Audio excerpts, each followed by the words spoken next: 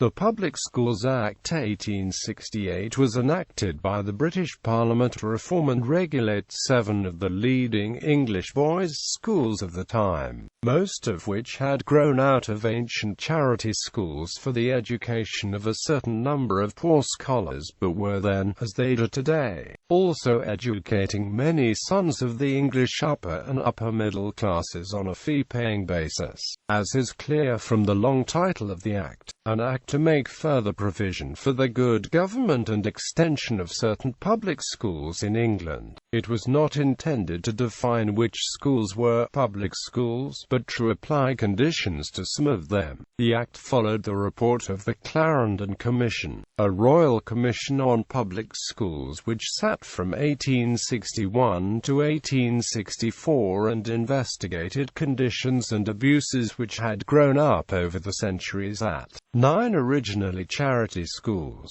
The bill was presented for its first reading in the Lords by Lord Clarendon on the 13th of March 1865 and for its second reading on the 3rd of April 1865. The bill was in 2 parts, the first containing the general provisions of the bill and the second containing specific proposals for each school. St. Paul's School and Merchant Taylors' School were omitted, as they argued successfully that their constitutions made them legally private schools and that their constitutions could not be altered by public legislation. Thus the Act concerned itself with the other 7 schools investigated by the Clarendon Commission: Charterhouse School, Eton College, Harrow School, Rugby School, Shrewsbury School, Westminster School, Winchester College. The Act removed these schools from any direct jurisdiction or responsibility of the Crown, established church or government, establishing a board of governors for each school and granting them independence over their administration. The Act led to development of the schools away from the traditional exclusively classics-based curriculum taught by clergymen, to a somewhat broader scope of studies.